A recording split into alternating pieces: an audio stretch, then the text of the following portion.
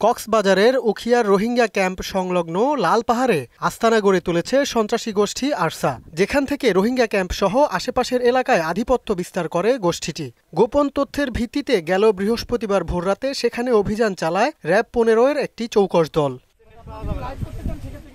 অভিযানে আরসার অন্যতম প্রধান সমন্বয়ক ও কমান্ডার মোহাম্মদ শাহনুর সহ 2 জনকে গ্রেপ্তার করে র্যাব। এ সময় তাদের কাছ থেকে দেশি বিদেশি বিভিন্ন অস্ত্র উদ্ধার করা হয়। ওয়ালটন ফ্রিজ কিনে অনেকের মতো আপনিও হয়ে যেতে পারেন মিলেনিয়াল।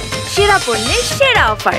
আরসার 2 জন নেতৃস্থানীয় সদস্যকে আমরা গ্রেফতার করতে সমর্থ হই। তাদের কাছ থেকে আমরা বিপুল পরিমাণে সামরিক সরঞ্জামাদি আমরা উদ্ধার করতে সমর্থ হই। হত্যা, অপহরণ, চাঁদাবাজি ও ডাকাতি সহ বিভিন্ন অপরাধে আরসা সদস্যদের জড়িত থাকার বিষয়েও জানান এই কর্মকর্তা। আরসা সন্ত্রাসী গোষ্ঠী খুন, অপহরণ, চাঁদাবাজি, অগ্নিসংযোগ এরকম নানা সন্ত্রাসী কর্মকাণ্ডে সর্বদা লিপ্ত থাকে।